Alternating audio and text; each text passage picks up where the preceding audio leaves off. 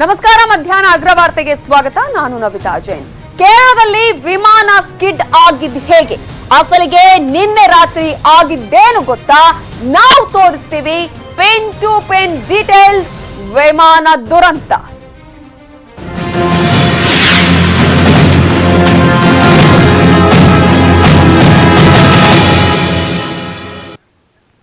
ನಿನ್ನೆ ರಾತ್ರಿ 7:41 ಸರಿಯಾಗಿ ಕೇರಳದಲ್ಲಿ ವಿಮಾನ ದುರಂತ ನಡೆಯುತ್ತೆ.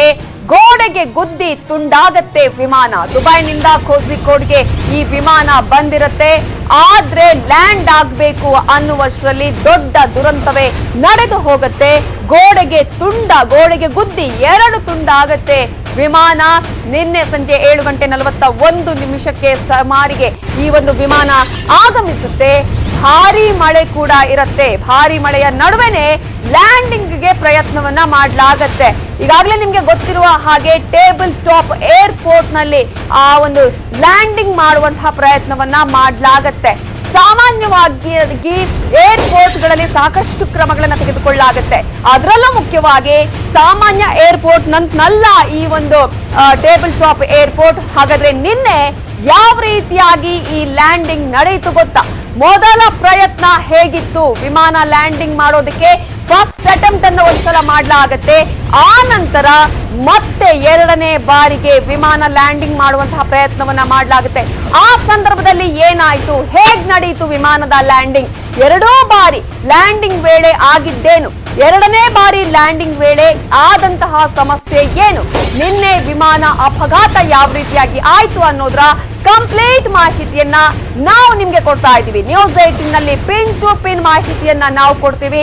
ನಿಮಗೆ ಆ ಘಟನೆ ಹೇಗಾಯ್ತು ಅನ್ನೋದನ್ನ ಕಣ್ಣಿಗೆ ಕಟ್ಟಿದಂತೆ ತೋರಿಸ್ತೀವಿ.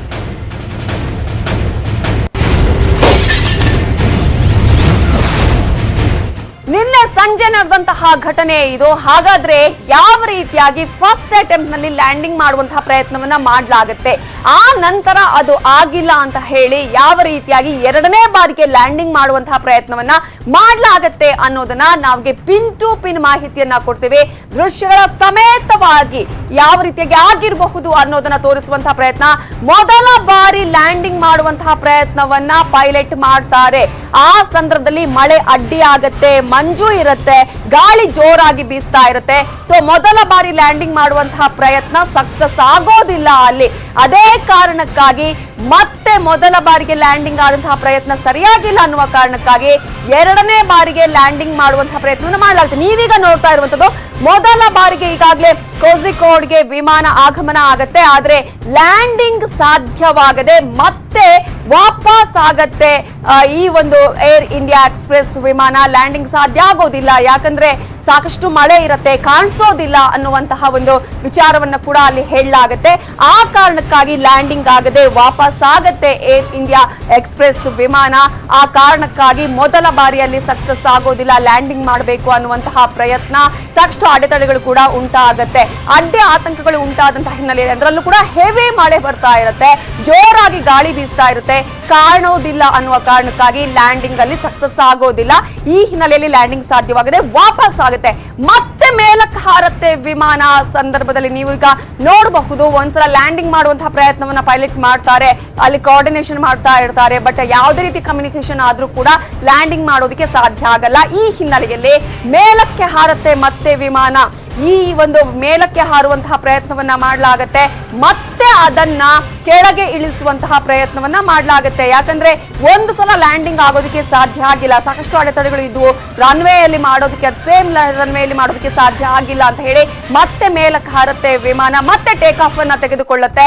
ಆ ನಂತರ ಏನಾಯ್ತು ಅನ್ನೋದೇ ಬಹಳ ಆತಂಕದ ವಿಚಾರ. ಯಾಕಂದ್ರೆ ಅರಬ್ಬಿ ಸಮುದ್ರದತ್ತ ವಿಮಾನ ಹೊರಡುತ್ತೆ. ಅಲ್ಲಿಂದ ನೇರವಾಗಿ ಲ್ಯಾಂಡಿಂಗ್ ಆಗೋದಕ್ಕೆ ಪ್ರಯತ್ನ ಪಟ್ಟಂತಹ ಈ ಒಂದು ಫ್ಲೈಟ್ ಏನಿದೆಯಲ್ಲ, ಅದು ನೇರವಾಗಿ ಅರಬ್ಬಿ ಸಮುದ್ರದತ್ತ ಹೊರಡುತ್ತೆ. ಮತ್ತೆ ಅಲ್ಲಿಂದ ಟೇಕ್ ಆಫ್ ಆದಂತಹ ವಿಮಾನ ಅರಬ್ಬಿ ಸಮುದ್ರದ ಕಡೆಗೆ ತೆರಳುತ್ತೆ. ಆದ್ರೆ ಆ ಸಂದರ್ಭದಲ್ಲೂ ಕೂಡ ಆ ನಂತರ ಲ್ಯಾಂಡಿಂಗ್ ಮಾಡುವಂತಹ ಪ್ರಯತ್ನವನ್ನ ಮಾಡಲಾಗತ್ತೆ. 2ನೇ ಬಾರಿಗೆ ಮತ್ತೆ ಲ್ಯಾಂಡಿಂಗ್ ಆಗುವಂತಹ ಪ್ರಯತ್ನವನ್ನ ಮಾಡ್ಲಾಗತ್ತೆ. ನೀವು ನೋಡ್ತಾ ಇದ್ದೀರಾ ಈಗ ಈ ಅರಬ್ಬಿ ಸಮುದ್ರದತ್ತ ಹೊರಟಂತಹ ವಿಮಾನವನ್ನ ಮತ್ತೆ ಈಗ ಸಾಕಷ್ಟು ಅಡ್ಡಿ ಆತಂಕಗಳು ಉಂಟಾಗಿತ್ತು. ನಾನು ಆಗ್ಲೇ ಹೇಳ್ತಾ ಇದ್ದೆ, ಒಂದ್ ಕಡೆ ಜೋರಾಗಿ ಗಾಳಿ ಬೀಸ್ತಾ ಇರುತ್ತೆ, ಜೋರಾಗಿ ಮಳೆ ಬರ್ತಾ ಇರುತ್ತೆ, ಜೊತೆಗೆ ಯಾವುದೇ ರೀತಿಯಲ್ಲೂ ಕೂಡ ರನ್ವೇನಲ್ಲಿ ಕರೆಕ್ಟ್ ಆಗಿ ರನ್ವೇ ಇದೆ ಅಂತ ಹೇಳಿ ಅದನ್ನ ಗೆಸ್ ಮಾಡೋದಿಕ್ಕೂ ಕೂಡ ಸಾಧ್ಯ ಆಗದಂತಹ ಪರಿಸ್ಥಿತಿ ಇರುತ್ತೆ. ಜೊತೆಗೆ ಬೆಟ್ಟದ ಮೇಲೆ ಇರುತ್ತೆ. ಟೇಬಲ್ ಟಾಪ್ ಏರ್ಪೋರ್ಟ್ ಗಳನ್ನ ನಾವು ಗಮನಿಸಿದ್ರೆ ಬಹಳ ಎಚ್ಚರಿಕೆಯನ್ನು ತೆಗೆದುಕೊಳ್ಬೇಕಾಗುತ್ತೆ. ಸಾಕಷ್ಟು ಅಪಾಯ ಆಗುವಂತಹ ಚಾನ್ಸಸ್ ಕೂಡ ಇರುತ್ತೆ. ಎರಡನೇ ಬಾರಿಗೆ ಲ್ಯಾಂಡಿಂಗ್ ಆಗುವಂತಹ ಪ್ರಯತ್ನ ಆ ಸಂದರ್ಭದಲ್ಲಿ ಆಗುತ್ತೆ. ಆಲ್ಮೋಸ್ಟ್ ಇದು 7:40 ಹೊತ್ತಿಗೆ ಆಗುವಂತಹ ಸಮಯ. ಆ ಸಮಯದಲ್ಲಿ ಎರಡನೇ ಬಾರಿಗೆ ಲ್ಯಾಂಡಿಂಗ್ ಮಾಡುವಂತಹ ಪ್ರಯತ್ನವನ್ನ ಮಾಡಲಾಗುತ್ತೆ. ಎರಡನೇ ಬಾರಿಗೆ ರನ್ವೇಗೆ ಬರುತ್ತೆ ವಿಮಾನ.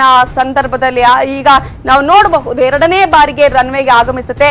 ಇಲ್ಲೂ ಕೂಡ ಒಂದಷ್ಟು ಅಡ್ಡಿ ಆತಂಕಗಳು ಎದುರಾಗತ್ತೆ ಆ ಸಂದರ್ಭದಲ್ಲಿ ಅಂತ ಹೇಳಿ. ಯಾಕಂದ್ರೆ ಸರಿಯಾಗಿ ಕಾಣಿಸೋದಿಲ್ಲ, ಜೋರಾದಂತಹ ಗಾಳಿ ಈ ಸಂದರ್ಭದಲ್ಲೂ ಬೀಸ್ತಾ ಇರುತ್ತೆ, ಜೋರಾಗಿ ಮಳೆ ಬೀಸ್ತಾ ಇರುತ್ತೆ, ಮಳೆ ಬರ್ತಾ ಇರುತ್ತೆ. ಈ ಹಿನ್ನೆಲೆಯಲ್ಲಿ ಮತ್ತೊಮ್ಮೆ ಲ್ಯಾಂಡಿಂಗ್ ಮಾಡುವಂತಹ ಪ್ರಯತ್ನವನ್ನ ಮಾಡಲಾಗುತ್ತೆ. ಪೈಲಟ್ ದೀಪಕ್ ಸಾಠೆ ಅವರು ಈ ಅನ್ನುವಂತಹ ಮಾಹಿತಿಯನ್ನ ಪಡ್ಕೊಳ್ಳುವಂತಹ ಪ್ರಯತ್ನ ಆಗತ್ತೆ.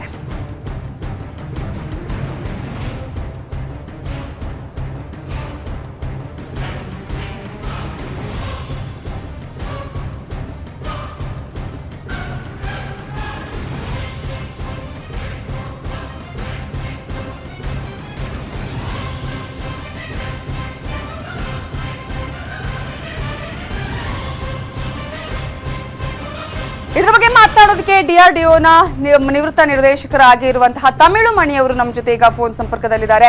ನಮಸ್ತೆ ಸರ್. ನಮಸ್ತೆ ಅಮ್ಮ. ನಿನ್ನೆಯ ಒಂದು ದುರಂತ ಯಾರು ಕೂಡ ಊಹಿಸಲಾರಂತಹ ದುರಂತ ನಡೆದಿದೆ. ಜೊತೆಗೆ ಪೈಲಟ್ ಕ್ಯಾಪ್ಟನ್ ದೀಪಕ್ ಸಾಥೆ ಅವರ ಬಗ್ಗೆ ಕೂಡ ನಾವು ಗಮನಿಸಿದ್ವಿ. ಸಾಕಷ್ಟು ಬಾರಿಗಳಲ್ಲಿ ಪ್ರಶಸ್ತಿಯನ್ನ ಗಳಿಸಿಕೊಂಡವರು, ನಿವೃತ್ತ IAF ಅಲ್ಲಿ ಇದ್ದಂಥವರು ಅಂತ ಹೇಳಿ ಏನ್ ಹೇಳಕ್ ಬಯಸ್ತೀರಾ ಸರ್? ನಾನು ಸಾಥೆನಲ್ಲಿ DRDOನಲ್ಲಿರುವಾಗ ಎಷ್ಟೋ ಫ್ಲೈಟ್ ಮಾಡಿದೀವಿ ನಾವು. DRDOನಲ್ಲಿ ಒಂದು ಹೊಸ ಏರ್ಕಾಟ್ ಒಂದ್ ಮಾಡ್ಬಿಟ್ಟು ಅದರಲ್ಲಿ ದೊಡ್ಡ ಮಾಡಿಫಿಕೇಶನ್ ಒಂದ್ ಮಾಡ್ಬಿಟ್ಟು ರೋಟೋಡೋಮ್ ಅಂತ ಹೇಳ್ತೀವಿ, ಅದರಲ್ಲಿ ಮೇಲೆ ಹಾಕ್ಬಿಟ್ಟು ನಾವು ಫ್ಲೈಟ್ ಟೆಸ್ಟ್ ಎಲ್ಲ ಮಾಡಿದೀವಿ. ಆವಾಗ ಮಾಡುವಾಗ ಅವರು ಸಾಥೆ ನಮ್ಮ pilot.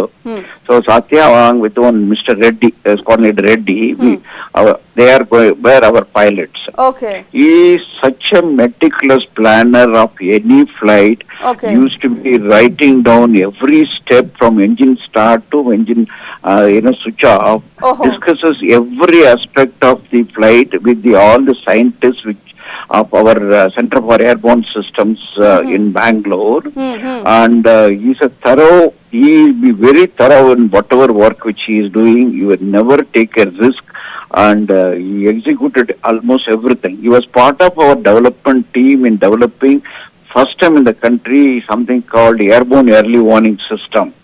So he was a great contributor to that effort which was happening, and it was very successful. And so many of us have a great and good memory of his contributions to the development effort. Our Air Force ಬಿಟ್ಟು ಆಮೇಲೆ air ಇಂಡಿಯಾಕ್ಕೆ ಹೋಗುವಾಗ ಸ್ವಲ್ಪ some of my friends ಎಲ್ಲ ಇದಾರಲ್ಲ, ಅವರದೆಲ್ಲ contact ಇಟ್ಕೊಂಡಿದ್ರು. Right, he used to be talking to us, I used to be calling him. Okay. And ಆಮೇಲೆ air India ಇಂದ ಆಮೇಲೆ ತಿರ್ಗಾ ಏರ್ ಇಂಡಿಯಾ ಎಕ್ಸ್ಪ್ರೆಸ್ ಹೋಗುವಾಗನು ಫೋನ್ ಮಾತಾಡ್ತಾ ಇದ್ರು. So he used to be very friendly, team gentleman, thorough in his effort. I really am surprised how this sad thing has happened. Exactly. We all at our Center for Airborne System, we are really shocked when we heard the news that our Sathe, we all call him Sathe, this has happened to him. Possibly, I think now the black box is now retrieved. Correct. And it will be known what was the last few minutes of conversation which happened during his circuit and again eventually coming for landing. And he will be able to take a lot of things from him, from that tape, whatever has been recorded. Correct. It looks like this type of accidents had happened in the past, not only in India, but in Bangalore or even elsewhere. Basically, when a rainy day on a runway, if you start, landing, it what we call something like aquaplaning, we call. Correct. It happens where the aircraft braking effect reduces when you apply brake. The aircraft starts slipping on the runway, and it can happen when on a rainy day. maybe that he is not fully aware of the waterlogging on the runway or how it happened, but it will be known, I think, after the investigation is halfway through. Investigation is being completed, but we all feel sorry for Sate's demise, and we all pray that his family should have enough strength to take this loss. His two sons are IIT graduates, are now grown, and I think they will have definitely a shock. But I think we all pray for Sate's, pray for Sate. Yes sir, ನೀವು ಹೇಳಿದ್ರೆ ಅಂದ್ರೆ ಒಂದು ರೀತಿಯಲ್ಲಿ ಎಲ್ಲವನ್ನ ಕೂಡ ನೋಡ್ತಾ ಇದ್ರಿ. ಈಗ HAL ಅಲ್ಲೂ ಕೂಡ ಒಂದಷ್ಟು ಟೆಸ್ಟ್ ಗಳನ್ನ ಮಾಡುವಂತ ಸಂದರ್ಭದಲ್ಲೂ ಕೂಡ ಅವರು ಇದ್ರು ಅನ್ನುವಂತಹ ವಿಚಾರವನ್ನ ಕೂಡ ನೀವು ಹೇಳಿದ್ರಿ. ಅಂದ್ರೆ ಆ ರೀತಿಯಾದಂತಹ ಪ್ರತಿಯೊಂದರಲ್ಲೂ ಕೂಡ ಎಕ್ಸ್ಪೀರಿಯನ್ಸ್ ಅನ್ನ ಹೊಂದಿರುವಂತ ಸರ್, ನಿಮ್ಮ ಜೊತೆ ಇದ್ದಂತಹ ಸಂದರ್ಭದಲ್ಲಿ ಆ ಎಕ್ಸ್ಪೀರಿಯನ್ಸ್ ಅನ್ನ ಹಂಚಿಕೊಳ್ಳೋದಾದ್ರೆ? No, my experience with them, I am a flight test engineer. I flew with them for many flights, including some demonstration flights during Aero India Nalli Madidivi. But every flight, one great thing with him is that he is a meticulous planner. He never make a short circuit during the after takeoff. He follows meticulously what is planned and executes within the safety limits of the aircraft. Okay. I have never seen him emotional during the development or taking an aggressive step, and he is methodical. Many lessons we learned from him in the flying habits of flying habits. All our scientists used to be part of the team. We used to get amazed to know how he is so coolly operates the flight. Okay. ನಿನ್ನೆ ಏನ್ ಆಗಿರಬಹುದು ಅಂತ ಅನ್ಸುತ್ತೆ sir? Seema, as of now, what I can, based on the many information which is flying through, you see, one thing which all of us know is that tabletop runway is slightly shorter than the normal runway which we have, like in Bangalore, Chennai, or any other big place. Normally, 10,000 feet and above is the normally passenger aircraft flights. The tabletop runway had slightly less length. Second thing is the weather was not favorable to him, and it was possibly he could not see it probably runway end where he can land. Correct. So third thing is it may be an aquaplaning effect which has caused the aircraft to slip on the runway and veer over on the sides. That times it happens, just goes onto the sides. He will not be able to control because the heavy mass involved. Yes. So I think let us wait for. I think it's unfortunate thing should not have happened, exactly. But have happened. I think he has sacrificed and saved a lot of people. I think that it talks very big about him. But let us wait for this investigation report to reveal the total what happened. Yes sir, ಹಾಗೆ ಒಂದು ನಿಮಿಷ ಹಾಗೆ ಸಂಪರ್ಕದಲ್ಲಿರಿ sir. ನಾನು ಮಾತನಾಡಿಸ್ತೀನಿ ನಿಮ್ಮನ್ನ. ಈಗ ಮಾಜಿ ನಿರ್ದೇಶಕರು, ಮಂಗಳೂರು ವಿಮಾನ ನಿಲ್ದಾಣ ಪ್ರಾಧಿಕಾರದ ಮಾಜಿ ನಿರ್ದೇಶಕರಾಗಿರುವ ವಾಸುದೇವ್ ಅವರು ನಮ್ಮ ಜೊತೆ ಫೋನ್ ಸಂಪರ್ಕದಲ್ಲಿದ್ದಾರೆ. ವಾಸುದೇವ್ ಅವರೇ, ಈಗ ಮಂಗಳೂರಿನ ವಿಮಾನ ನಿಲ್ದಾಣವನ್ನ ನಾವು ಗಮನಿಸಿದ್ರು ಕೂಡ ಟೇಬಲ್ ಟಾಪ್ ಏರ್ಪೋರ್ಟ್ ಇರುವಂತದ್ದು 2010ರಲ್ಲೂ ಕೂಡ ಅಂಥದ್ದೇ ಒಂದು ಘಟನೆ ನಡೆಯಿತು, ನಮ್ಮ ಕಣ್ಮುಂದೆ ಇದೆ. ಮತ್ತೆ 10 ವರ್ಷದ ಬಳಿಕ ಇಂತಹ ಒಂದು ಘಟನೆ ನಡೆದಿದೆ. ಸೊ ಏನ್ ಆಗಿರಬಹುದು, ಯಾವ ರೀತಿಯ ಎಚ್ಚರಿಕೆಯನ್ನು ವಹಿಸಿಕೊಳ್ಳಬೇಕಾಗಿತ್ತು ಇಂತಹ ಸಂದರ್ಭದಲ್ಲಿ ಅಂತ ಹೇಳ್ತೀರಿ? ನನಗೆ first of all table top runway ಅನ್ನೋ ಒಂದು ಐಡಿಯಾನೇ ನನಗೆ ಸರಿ ಆಗೋದಿಲ್ಲ. ಓಕೆ.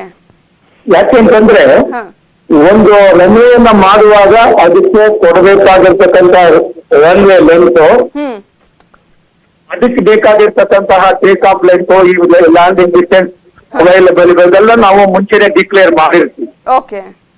ಆವಾಗ ಪೈಲಟ್ ಅದಕ್ಕೆ ತಕ್ಕ ಹಾಗೆ ತನ್ನನ್ನ ಅದಕ್ಕೆ ಆ ಏರ್ಕ್ರಾಫ್ಟ್ ಅನ್ನ ಅನುಸರಿಸ್ಕೊಂಡು ಬಂದು ಲ್ಯಾಂಡ್ ಮಾಡಬೇಕಾಗತ್ತೆ. ಕೊಟ್ಟಿರ್ತಕ್ಕಂಥ ಫೆಸಿಲಿಟೀಸ್, ನ್ಯಾವಿಗೇಷನ್, ಸರ್ವಿಲೆನ್ಸ್, ಕಮ್ಯುನಿಕೇಶನ್ ಫೆಸಿಲಿಟಿನ ಉಪಯೋಗಿಸ್ಕೊಂಡು ಸೆಂಟ್ರಲ್ ಲೈನ್ ಅಲ್ಲಿ ಬಂದು ಅವನು ಇಳಿಬೇಕು.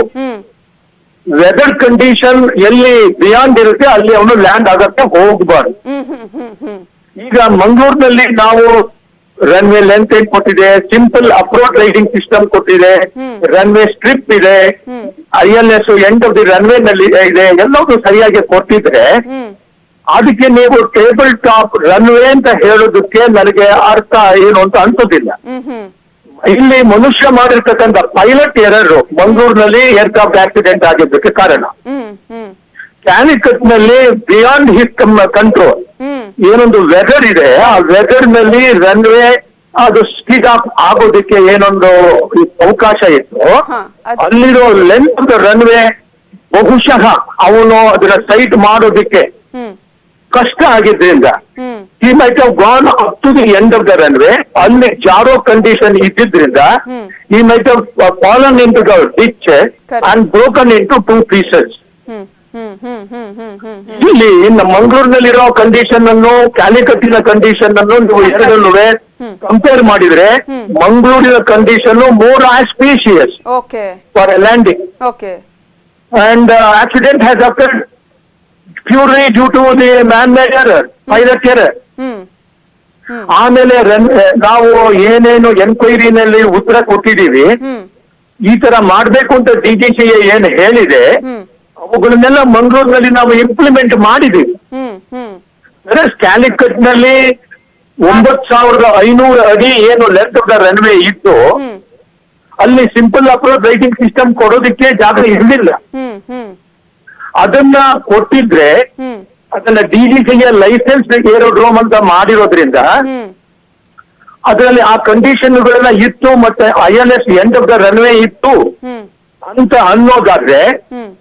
ಅವಾಗ ಇದು ಅಲ್ಲಿನ ಒಂದು ಸ್ಟ್ರಿಪ್ ಇದ್ದಿದ್ದು 75 ಮೀಟರ್ ಮಾತ್ರ ಇಂಟು 2. ಹ್ಮ್ ಹ್ಮ್ ಹ್ಮ್ ಆ ಕಂಡೀಷನ್ಗಳು ಕಂಪ್ಲೀಟ್ ಆಗಿ ಸ್ಯಾಟಿಸ್ಫೈ ಆಗಿದೆ ಅಂತ ಅನ್ನೋದಕ್ಕೆ ನಮಗೆ ಪ್ರೂಫ್ ಬೇಕು. Correct correct true. ಮಂಗಳೂರಿನಲ್ಲಿ ಆ ತರದ ಕಂಡೀಷನ್ ಇಲ್ಲ. Okay fine. Right madam. Okay okay thank you Vasudev ಅವರೇ ನ್ಯೂಸ್ 18 ಜೊತೆ ಮಾತನಾಡಿದಕ್ಕಾಗಿ. ನೀವು ಡಾಕ್ಟರ್ ತಮಿಳ್ಮಣಿ ಅವರೇ, ಒಂದು ರೀತಿಯಲ್ಲಿ ಯಾವುದೇ ರೀತಿಯಲ್ಲಿ ಕಂಪೇರ್ ಮಾಡುವಂತಹ ಅವಶ್ಯಕತೆ ಇಲ್ಲ, ಅಂದ್ರೆ ಟೇಬಲ್ ಟಾಪ್ ಏರ್ಪೋರ್ಟ್ ಬಗ್ಗೆ ಮಾತನಾಡುವಂತಹ ಅವಶ್ಯಕತೆಗಳು ಇಲ್ಲ, ಅದೆಲ್ಲ ಕೂಡ ಪೈಲಟ್ ಮೇಲೆ ನಿರ್ಧಾರ ಆಗತ್ತೆ ಅನ್ನುವಂಥ ವಿಚಾರವನ್ನ ಹೇಳಿದ್ರು. ಏನ್ ಹೇಳಕ್ ಬಯಸ್ತೀರಾ ನೀವು? See, the tabletop runway is not, as rightly said by him, is not a criteria that, and it is not the contributory factor for any accidents. Tabletop only a statement because it is not the normal runway, it is on the elevated runway where invariably we have some limitation on the length of the runway. Exactly. But basically what contributes is the weather condition and some failure cases in case, pilot makes an error or anything like that. Here, tabletop runway doesn't contribute to the failure for this accident, whether it is Mangalore or here. Huh. But only thing is the weather should have contributed for the pilot to land properly, and eventually the aquaplaning or wet runway caused some slippages and slid right up to the end way. Only thing we'll come to know during the investigation which is going to happen. True. Thank you, Dr. K. Tamilmani ಅವರ news 18 ಜೊತೆ ಮಾತನಾಡಿದ್ದಕ್ಕಾಗಿ. ಈಗಾಗಲೇ ದೀಪಕ್ ಸಾಥೆ ಅವರ ಜೊತೆಗೆ ಇವರು ಕೂಡ ಸಾಕಷ್ಟು ಅನುಭವಗಳನ್ನ, ಅಂದ್ರೆ ಅವರ ಜೊತೆ ಯಾವ ರೀತಿಯಾಗಿದ್ರು, ಹೇಗೆ ಅವರು ಕಾರ್ಯನಿರ್ವಹಣೆ ಮಾಡ್ತಾ ಇದ್ರು ಅನ್ನೋದ್ರ ಬಗ್ಗೆ ಕೂಡ ನಮ್ಮ ಜೊತೆ ಈಗ ಮಾತನಾಡಿದ್ರು. ಒಂದ್ ಕಡೆ ಈಗಾಗಲೇ ಈ ಘಟನೆ ಆಗಿದೆ, ಬ್ಯಾಡ್ ವೆದರ್ ಕಂಡೀಷನ್ ನಿಂದಾಗಿ ಇಂತಹ ಘಟನೆ ಸಂಭವಿಸಿದೆ. ಯಾಕಂದ್ರೆ ಯಾವುದೇ ರೀತಿಯಲ್ಲೂ ಕೂಡ ಮಾಹಿತಿಯನ್ನ ಪಡ್ಕೊಳ್ಳೋದಕ್ಕೆ ಸಾಧ್ಯ ಆಗದಂತಹ, ಕಮ್ಯುನಿಕೇಟ್ ಮಾಡೋದಕ್ಕೆ ಸಾಧ್ಯ ಆಗದಂತಹ ಸ್ಥಿತಿ ನಿರ್ಮಾಣ ಆಗಿತ್ತು ಅನ್ನುವಂತಹ ವಿಚಾರಗಳು ಕೂಡ ಈಗ ಬೆಳಕಿಗೆ ಬರ್ತಾ ಇದೆ. ಇನ್ನು ರಾಡರ್ ನಲ್ಲಿ ತಾಂತ್ರಿಕ ಸಮಸ್ಯೆಯಿಂದ ಈ ಒಂದು ಅಪಘಾತ ಆಗಿದೆ. ಭಾರಿ ಮಳೆಯಾಗ್ತಾ ಇದ್ದಂತಹ ಕಾರಣಕ್ಕಾಗಿ ಹಳಿ ಸಂಪರ್ಕಕ್ಕೆ ಅಡ್ಡಿ ಆಗಿತ್ತು. ರಾಡರ್ ಸಂಪರ್ಕವಾಗದಿದ್ದಕ್ಕೆ ಈ ಅಪಘಾತ ಆಗಿರುವ ಸಂಭವ ಕೂಡ ಇದೆ ಅಂತ ಹೇಳಲಾಗಿದೆ. ಭಾರಿ ಮಳೆ ಆಗ್ತಾ ಇತ್ತು, ಆ ಕಾರಣಕ್ಕಾಗಿ ರಾಡರ್ ಸಂಪರ್ಕ ಕೂಡ ಮಾಡೋದಕ್ಕೆ ಸಾಧ್ಯ ಆಗ್ತಾ ಇರಲಿಲ್ಲ. ಮಳೆ ಆಗ್ತಾ ಇದ್ದ ಕಾರಣ ಸಂಪರ್ಕಕ್ಕೆ ಅಡ್ಡಿಯಾಗಿದೆ. ರಾಡರ್ ಸಂಪರ್ಕವಾಗದಿದ್ದಕ್ಕೆ ಈ ಒಂದು ದುರಂತ ಸಂಭವಿಸಿದೆ ಅನ್ನುವಂತಹ ಮಾಹಿತಿಗಳು ಸಿಕ್ಕಿದ್ದು, ಲ್ಯಾಂಡಿಂಗ್ ಮಾಡೋದಕ್ಕೆ ಸೂಕ್ತ ನಿರ್ದೇಶನ ಸಿಕ್ಕಿಲ್ಲ. ATC ಕಳುಹಿಸಿದ ಸಂದೇಶ ಪೈಲಟ್ಗೆ ತಲುಪೋದಕ್ಕೆ ವಿಫಲ ಆಯಿತು. ಸೊ ಆ ಸಂದರ್ಭದಲ್ಲಿ ತಮ್ಮ ಸ್ವಂತ ಡಿಸಿಷನ್ ಅನ್ನ ತೆಗೆದುಕೊಂಡು ಇಳಿಸೋದಕ್ಕೆ ನಡೆಸಿದಂತಹ ಪ್ರಯತ್ನವೇ ವಿಫಲ ಆಗಿದೆ. ಎರಡನೇ ಬಾರಿಗೆ ಇಳಿಸೋದಕ್ಕೆ ಪ್ರಯತ್ನವನ್ನ ಪಟ್ಟರು, ಆ ಸಂದರ್ಭದಲ್ಲಿ ಸಂಪರ್ಕ ಕೂಡ ಸಾಧ್ಯ ಆಗಲಿಲ್ಲ. ಇನ್ನಷ್ಟು ಮಾಹಿತಿಯನ್ನ ಕೊಡ್ತೀವಿ ಒಂದು ಚಿಕ್ಕ ಬ್ರೇಕ್ ಆದ್ಮೇಲೆ. ಮಳೆ ಸುರಿತಾ ಇದೆ, ಪ್ರವಾಹ ಪರಿಸ್ಥಿತಿ ನಿರ್ಮಾಣ ಆಗಿದೆ. ಆದ್ರೆ ಸಚಿವ CT ರವಿ ಯಾವುದಕ್ಕೂ ಕೂಡ ಡೋಂಟ್ ಕೇರ್ ಅಂತ ಇದ್ದಾರೆ. ಡೋಂಟ್ ಕೇರ್ ವರ್ತನೆಯನ್ನ ತೋರಿಸಿದ್ದಾರೆ. ಉಸ್ತುವಾರಿಯನ್ನ ಹೊತ್ತಿದ್ದಾರೆ ಸಚಿವ CT ರವಿ ಅವರು. ಆದ್ರೆ ಉಸ್ತುವಾರಿ ಹೊತ್ತ ಜಿಲ್ಲೆಯ ಬಗ್ಗೆನೇ ಕಾಳಜಿಯೇ ಇಲ್ವಾ? ಜಲ ಕ್ರೀಡೆಯಲ್ಲಿ ಬ್ಯುಸಿ ಆಗ್ಬಿಟ್ಟಿದ್ದಾರೆ ಸಚಿವ ಸಿಟಿ ರವಿ ಅವರು. ಈಗಾಗಲೇ ಮಳೆ ಹಾನಿ ಬಗ್ಗೆ ಯಾವುದೇ ರೀತಿಯ ಪರಿಶೀಲನೆ ಮಾಡ್ತಾ ಇಲ್ಲ. ಮೊನ್ನೆ ಹೋಗ್ಬೇಕಾಗಿತ್ತು, ಹೋಗ್ಲಿಲ್ಲ. ನಿನ್ನೆ ಹೋಗ್ಬೇಕಾಗಿತ್ತು, ಇವತ್ತು ಸಂಜೆ ಹೋಗ್ತೀನಿ ಅನ್ನುವಂತಹ ಮಾತನ್ನ ಹೇಳಿದ್ರು. ಆದ್ರೂ ಕೂಡ ಯಾವುದೇ ರೀತಿಯಲ್ಲೂ ಮಳೆಗೆ ಆದಂತಹ ಹಾನಿಯ ಬಗ್ಗೆ ಪರಿಶೀಲನೆ ಮಾಡ್ತಾ ಇಲ್ಲ ಸಚಿವ ಸಿಟಿ ರವಿ. ಜಲ ಕ್ರೀಡೆ ಕಾರ್ಯಕ್ರಮದ ಉದ್ಘಾಟನೆಯಲ್ಲಿ ಬ್ಯುಸಿ ಆಗಿದ್ದಾರೆ. ಚಿಕ್ಕಮಗಳೂರಿನ ಅಯ್ಯನಕೆರೆಯಲ್ಲಿ ಜಲ ಕ್ರೀಡೆ ಕಾರ್ಯಕ್ರಮವನ್ನು ಉದ್ಘಾಟನೆ ಮಾಡಿದ್ದಾರೆ. ನಿನ್ನೆ ಚಿಕ್ಕಮಗಳೂರಿಗೆ ಹೋದ್ರೂ ಪರಿಶೀಲನೆ ಇಲ್ಲ. ಸಂತ್ರಸ್ತರ ಕಷ್ಟವನ್ನ ಆಲಿಸದೆ ಕಾರ್ಯಕ್ರಮದಲ್ಲೇ ಬ್ಯುಸಿ ಆಗಿದ್ದಾರೆ. ಬೆಳೆ ಹಾನಿ ಆದ್ರೂ ಕೂಡ ಮಿನಿಸ್ಟರ್ ಕಷ್ಟವನ್ನ ಆಲಿಸ್ತಾ ಇಲ್ಲ. ಡಿಸಿ ಎಸಿ ಎಲ್ಲರೂ ಕೂಡ ಈ ಕಾರ್ಯಕ್ರಮದಲ್ಲಿ ಭಾಗಿಯಾಗಿದ್ದಾರೆ. ಅಲ್ಲಿ ಜನ ಮನೆ ಮಠವನ್ನ ಕಳ್ಕೊಂಡು ಆತಂಕದ ಸ್ಥಿತಿಯಲ್ಲಿದ್ದಾರೆ. ನಮ್ಮ ಜೀವನವೇ ಹೋಯ್ತು ಅನ್ನುವಂತಹ ಪರಿಸ್ಥಿತಿಯಲ್ಲಿ ಇದ್ದಾರೆ. ದೃಶ್ಯಗಳಲ್ಲಿ ನೀವು ನೋಡ್ತಾ ಇದ್ದೀರಾ, ಜಲ ಕ್ರೀಡೆಯ ಕಾರ್ಯಕ್ರಮದಲ್ಲಿ ಪಾಲ್ಗೊಂಡಿದ್ದಾರೆ ಉಸ್ತುವಾರಿಯನ್ನ ಹೊತ್ತಂತಹ ಸಚಿವ ಸಿಟಿ ರವಿ ಅವರು. ಸಂಕಷ್ಟದಲ್ಲಿ ಜನ ಇದ್ರೆ ಸಚಿವರು ಮಾತ್ರ ಬೋಟಿಂಗ್ ನಲ್ಲಿ ಇರೋದನ್ನ ನಾವು ನೋಡಬಹುದು. ಜೊತೆಗೆ ಡಿಸಿ ಆಗಿರ್ಬೋದು, ಎಸಿ ಕೂಡ ಅಲ್ಲೇ ಇದ್ದಾರೆ. ಅಧಿಕಾರಿಗಳು ಕೂಡ ಅವರ ಜೊತೆನೆ ಇದ್ದಾರೆ. ಒಂದ್ ಕಡೆ ಮಳೆಯಿಂದ ಸಾಕಷ್ಟು ಪ್ರದೇಶಗಳಿಗೆ ಹಾನಿಯಾಗಿದೆ, ಬೆಳೆ ಹಾನಿಯಾಗಿದೆ, ರೈತರು ಸಂಕಷ್ಟದಲ್ಲಿದ್ದಾರೆ. ಈಗಾಗಲೇ ಅನೇಕರು ಮನೆಯನ್ನ ಕಳ್ಕೊಂಡಿದ್ದಾರೆ. ಇಂತಹ ಸಂದರ್ಭದಲ್ಲಿ ಆ ಸ್ಥಳಗಳಿಗೆ ಭೇಟಿ ಕೊಟ್ಟು ಪರಿಶೀಲನೆಯನ್ನ ನಡೆಸಬೇಕಾಗಿದ್ದಂತಹ ಜವಾಬ್ದಾರಿಯನ್ನ ಹೊತ್ತಂತಹ ಸಚಿವರು ಈಗ ಅದ್ಯಾವುದನ್ನು ಮಾಡದೆ ಜಲ ಕ್ರೀಡೆಯ ಕಾರ್ಯಕ್ರಮದಲ್ಲಿ ಪಾಲ್ಗೊಂಡಿದ್ದಾರೆ.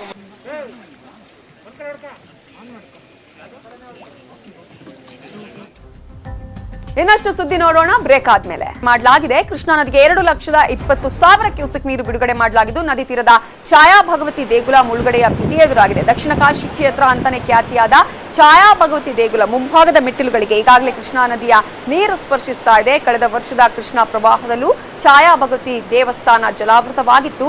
ಈಗಲೂ ಕೂಡ ಮುಳುಗುವಂತಹ ಭೀತಿ ಎದುರಾಗಿದೆ.